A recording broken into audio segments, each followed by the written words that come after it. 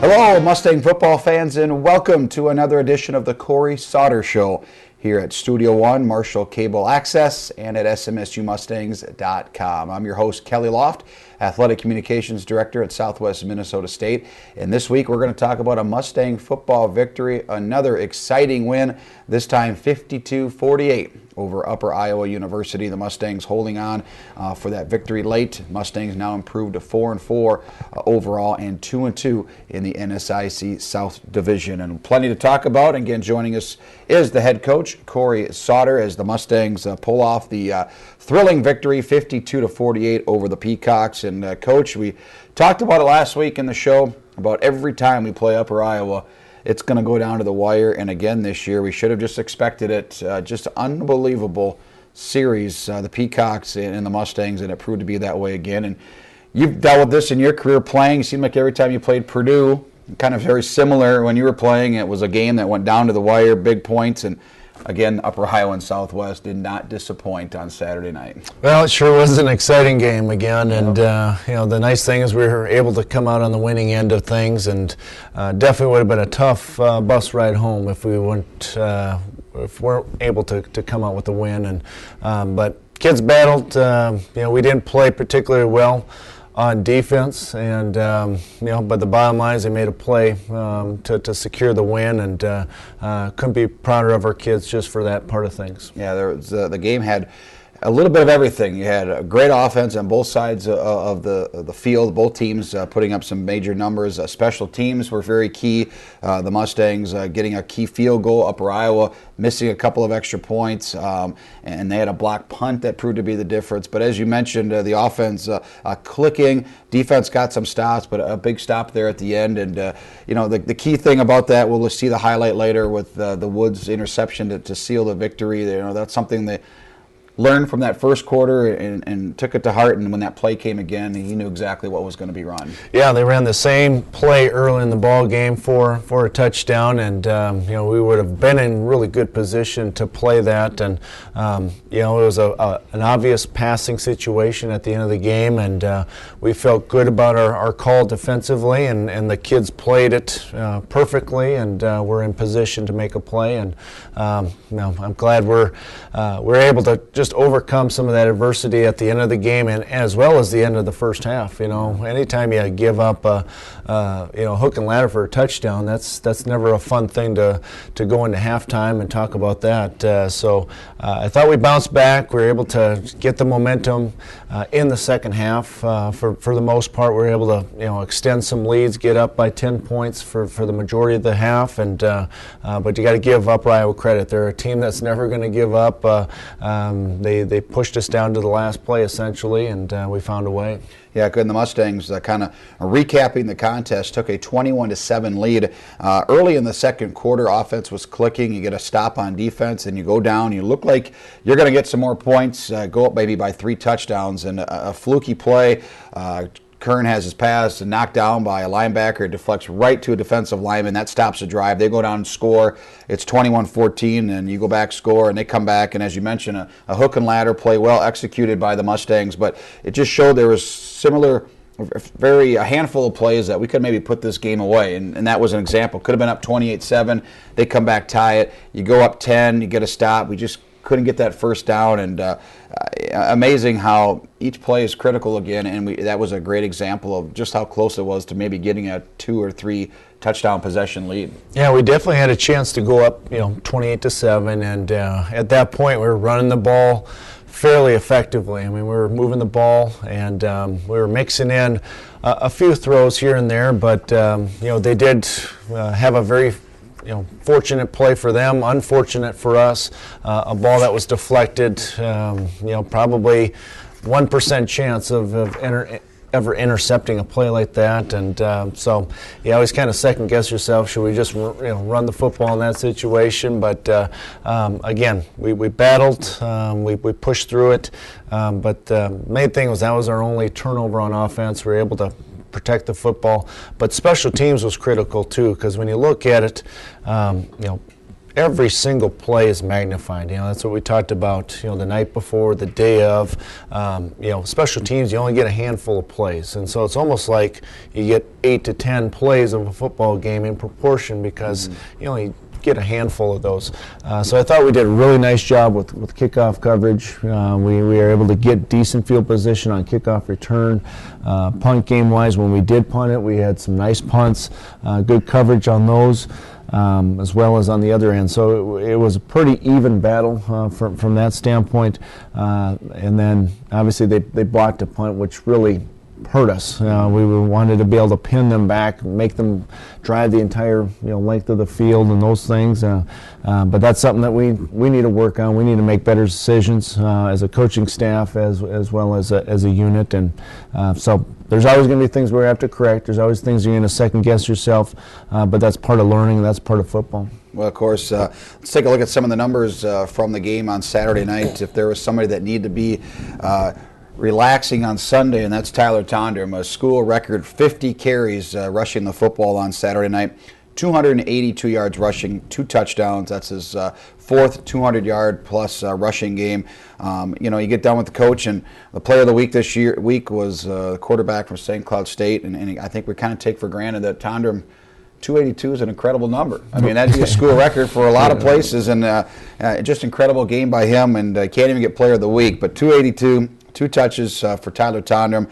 Charlie Kern coming back from that injury against Minnesota State the week prior, 25-33 passing, 4 touchdown passes, and Britt Wickett 8 catches, 68 yards, a touchdown.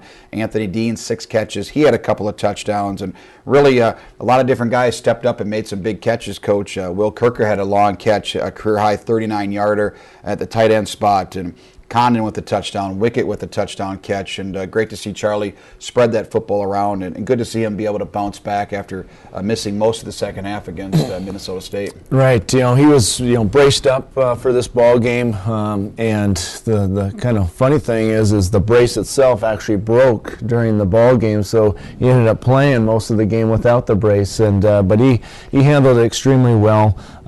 Big part of the game plan was to run the football, and we were able to do that effectively, take hits off Charlie. So by running the football and throwing quick, we were able to minimize those hits on him. But as you mentioned, a lot of guys were involved. The way our offense is set up is there's going to be some primary guys that we're going to try to get to, but guess what? Sometimes you're going to get those guys covered, and we're going to have to go to Plan B and Plan C to make sure that we're getting the ball out and not taking sacks. And that was a nice play on the sprint out to Kirka. That was a big play for us on a 3rd down, I believe, and kept our drive alive and allowed us to score. Well, you mentioned that statistic, 3rd down. Mustangs, incredible night. 3rd down conversions, 12 of 19 on 3rd down. Your ability to stay on the field in those situations, you don't want to get in many 3rd downs, but you did a nice job, 12 of 19. An important 1 for 1 on 4th down, and what a play. Mustangs have a 3-point lead going into the 4th quarter. You're facing 4th and goal from the 27-yard line. You're kind of in that no man's land, too far to probably kick a field goal, but you got to get a touchdown, and Kern found Anthony Dean open for the touchdown pass, and that's probably the play of the game right there. Yeah, we were in no man's land because I didn't feel comfortable kicking a field goal from there and giving them solid field position, or trying to punt it and it goes a touchback and really don't gain anything there. So hey, I thought maybe get a pass interference, maybe we get a touchdown, and we were able to get the touchdown. Well designed, well executed, and what do you say? I mean, the kids made a play. Dean has a knack for making those types of things happen, and we're able to get one back because they kind of got one on us before the half with the hook and ladder, and that was kind of our play getting back, and so that was a huge play for us and just momentum in that 4th quarter. Well, look at some other statistics defensive-wise for the Mustangs. Another ho-hum game for A.J. Page, 11 tackles, a sack, 2 tackles for loss, 2 pass breakups, and a blocked PAT. Just another day in the office there for A.J. Page. He's really, we keep saying him every week, but he is a dominant force, and he played very well. It was great to have Donovan Woods back, missing in the Minnesota State game. He gets that big interception. Also, Jake Lutzel got back in the lineup after missing a month with an injury, and he had a tackle for loss. And if we can keep those guys together and keep some injury free, at times that defense can make some plays, and AJ's leading the way. Yeah, well, AJ, after every game, it's almost like every opposing team's offensive coaches always come up to us and say, you know what, we don't know how to block him. We don't have an answer for him, and he's having a phenomenal year. He's playing at such a high level, and he does it just snap after snap after snap. If you look at him and you watch him during the game, his effort level, his motor is unbelievable, and as he mentioned too, just getting some of those guys healthy, getting Lefso back, getting Woods back. You put all those pieces together, they're very, very capable of making some nice plays for us. Well, let's talk about, before we look at the highlights, again, the Mustangs had the lead most of the game. You had a 10-point lead. They score late to make it a 3-point deficit, and then following the block punt, the Peacocks take over with very good field position deep in Mustang territory. They get a first down.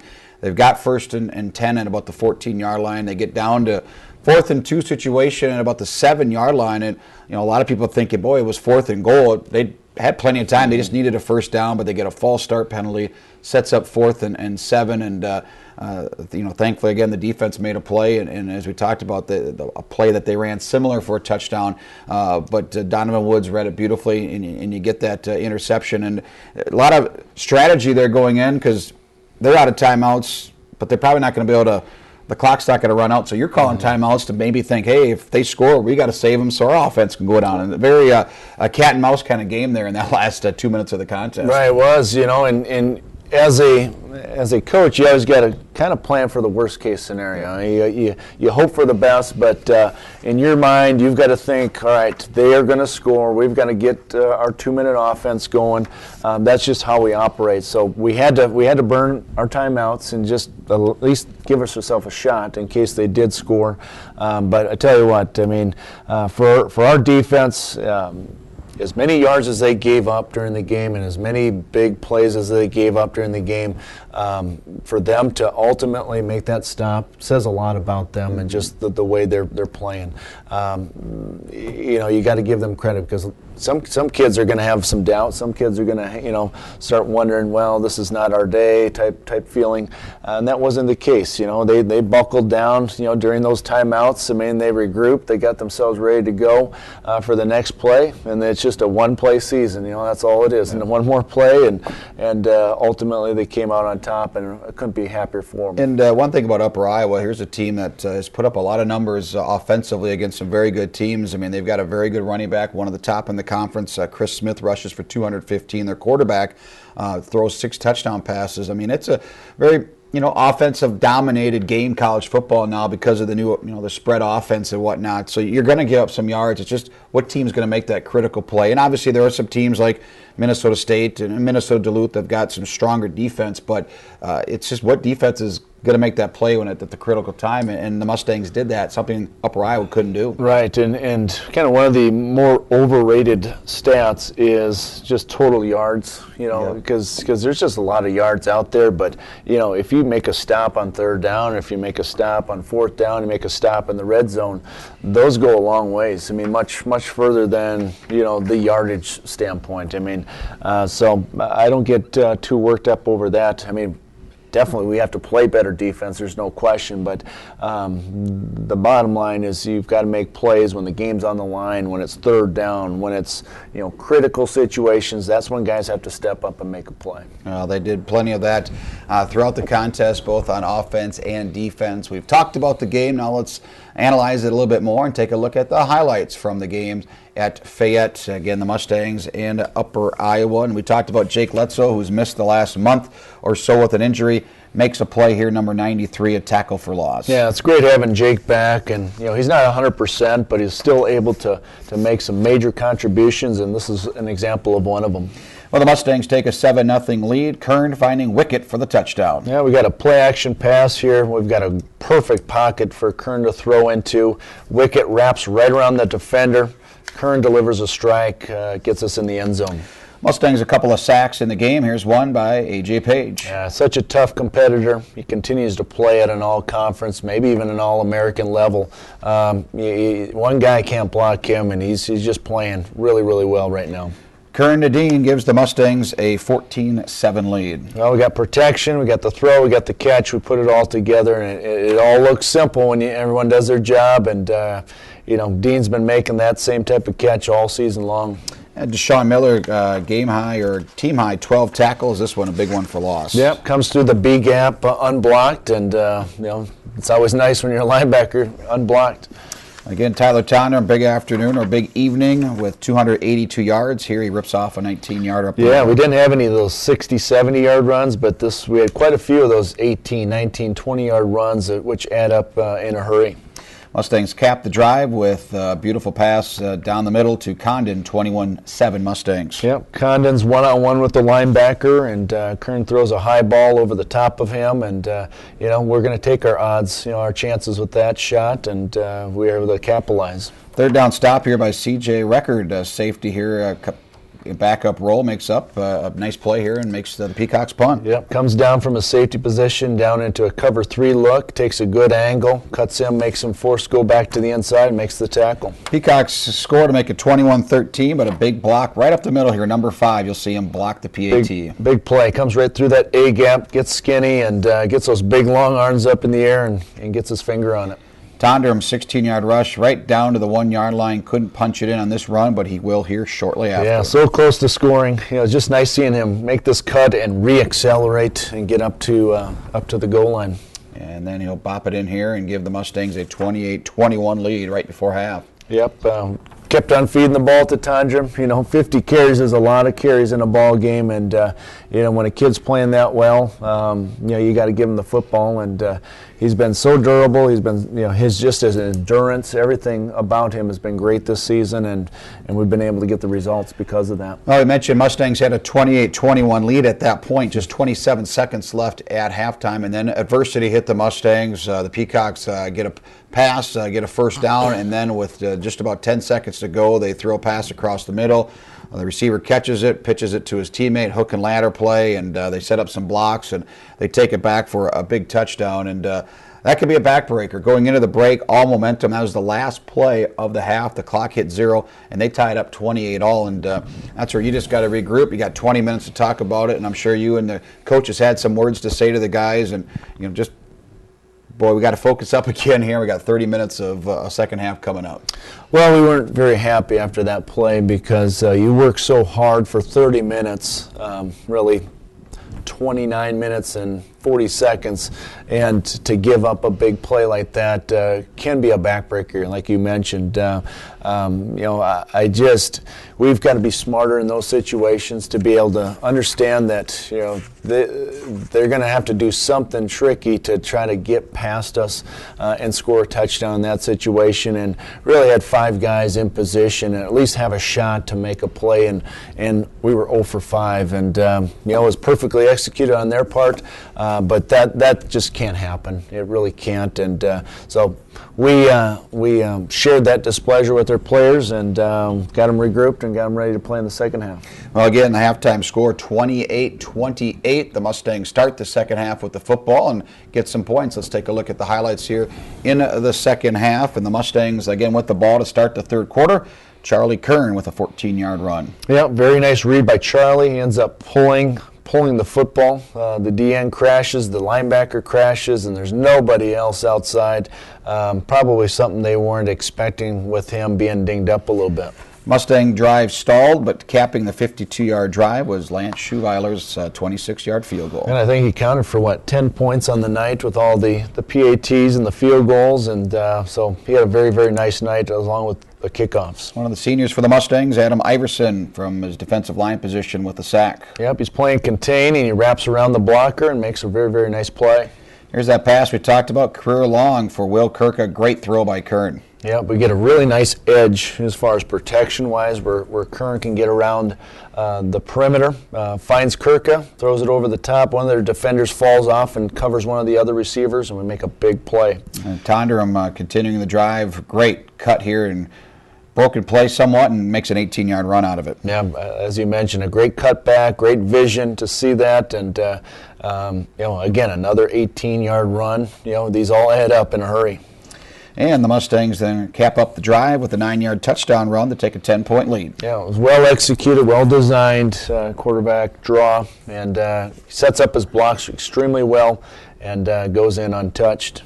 And later on in the third quarter, Mustangs on second down, a big catch over to Dean, breaks it for 22 yards. Yeah, just a simple completion on the perimeter, and you can see Dean just has so much potential for making things happen once the ball's in his hands, and just a good example of that. Mustangs drive deep, then get a personal foul, and it's now 4th and goal from the 27. Here's the big play. Well, you don't have too many calls for 4th and 27, but this is one of them, and you can, again, it starts with protection. Kern drives the football. The safety kind of slips a little bit, and he was there to capitalize. Mustangs now late in the game. 31-yard run by Tondrum gives it a 10-point lead. Well, the O-line really creates a nice crease inside, and they have two safeties that are playing our receivers and tight ends and everybody, and we're able to hit a seam. Here's a third down play. Mustangs with a big tackle here on this game, potential game-winning touchdown by the Peacocks. Right, this is a heck of a play by A.J.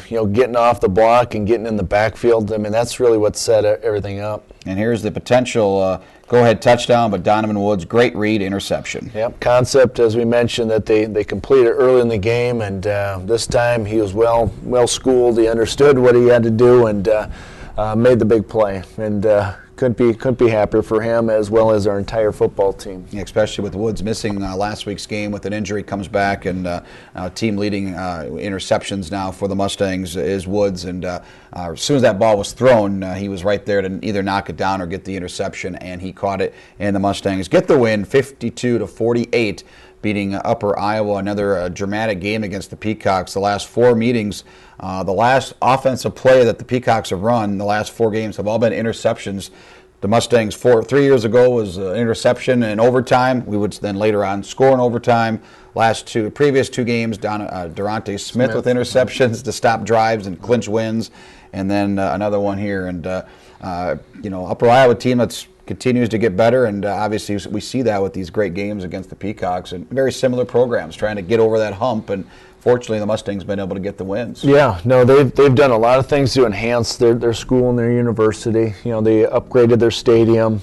They've done a nice job with recruiting, and but as you mentioned, we're very similar in a lot of ways, and we've just been very fortunate to come out on the winning end on all these close games, and so it's almost like our players feel like some shape or form we're going to find a way to win it regardless of what the situation is. But well fought game, and felt very, very good to come out on top, and makes that 5-hour bus trip just a little bit easier to swallow when you're getting back at 4 in the morning. Yeah, no kidding. The Mustangs again with the win, 4-4 in the conference and overall, and now 2-2 in the NSIC South Division. 3 games left for the Mustangs, and still, Coach, a bunch of things to play for. Opportunity to get up there in really the top half of the conference. A 3rd, 4th place finish is right there, and it starts this week. You have Winona State coming to town. Again, 3 games left, 3 opportunities to continue to grow and to get reach some marks that haven't been set, and that's 7 wins overall, which has been a long time coming for the Mustangs. But first, let's talk about Saturday's game against Winona State. Before we talk about the Warriors, senior day at the stadium, and a great group of seniors going to be honored prior to kickoff. And you look at that offensive line, the things they've done this year to help block for one of the best offenses in the country, and certain guys on defense. It's going to be a special day for those seniors playing their last game at the Regional Event Center. It is, the last one, and it's amazing how quickly that flies. You just remember all the guys that you recruited over the years, and all of a sudden now they're playing in their last game at the stadium that they basically started playing in back in 2008. But it'll be emotional. We'll get through that. The nice thing for them, I guess, this year is we actually have 2 more games after this, so I think that'll be toned down a little bit more than a normal last game of the season for the seniors type thing. So I think they'll play well, but we've got 15 really special kids. They've really hung in there. They've stuck with the program. You can see their development each and every year. They've been getting better as football players. They become leaders. They become, there's so many areas that that you can see the growth, and that's the fun part to watch. But we've got a huge battle this week against Winona. They've always played well against us. They kind of have our number, and our president came from Winona, so there's a lot on the line. We want to do well, and but we just got done watching the film, and as always, they're very, very good. They're very talented, extremely athletic, and we've got a big challenge at hand. Yeah, as we mentioned, we've had the Peacocks number the last few years against Upper Iowa, but Winona State the last 15 to 20 years really has dominated the series. Mustangs just a couple of wins in the last 15 years or so, and you mentioned they've got a young guy at quarterback, a freshman, but a senior running back who's putting up a lot of numbers, and they're a team that's sitting at 5-3 on the season, but two of those losses could have been very easily wins, just similar to Southwest. They're coming off a tough loss to Minnesota State, 44-10 this past Saturday. But as we said, it's a big game just for the fact divisional play to get up towards second place in the division behind the Mavericks. And like I said, there's so much to play for, and a chance to beat the Warriors would be really special, especially to end that last game for the seniors at home. It would be. There's just so many reasons why we would like to win. We'd like to.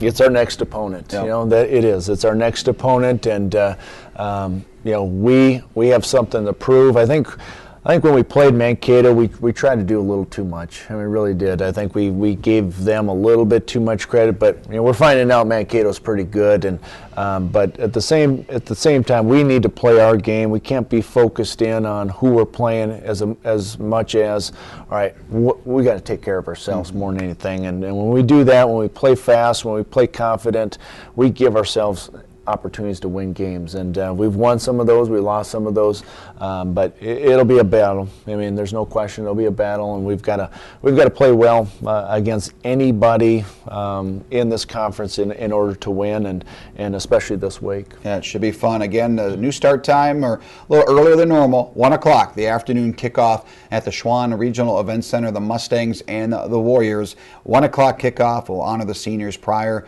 to the kickoff, so come on out there early and give the recognition those seniors deserve. As the Mustangs, 3 games left, 1 o'clock Saturday at the stadium. And one thing we should mention too, in a couple of weeks the Mustangs play at Concordia St. Paul. That game will now be played at the Metrodome. Concordia's on-field or on-campus stadium will put their bubble up that week, so they're going to move the game to the Metrodome, which is just great for the Mustangs. So they'll be playing at the Dome. Last time ever the Mustangs will play at the Metrodome at the current facility. So that'll be a 2 o'clock start in a couple of weeks, and then the Mustangs wrap up the season against Augustana and Sioux Falls November 16th. So again, the Mustangs this Saturday, 1 o'clock at the stadium, taking on the Winona State Warriors. For the head coach, Cory Sauter, I'm Kelly Loft. Thanks for watching this week's episode of the Cory Sauter Show. Until next time, go Mustangs!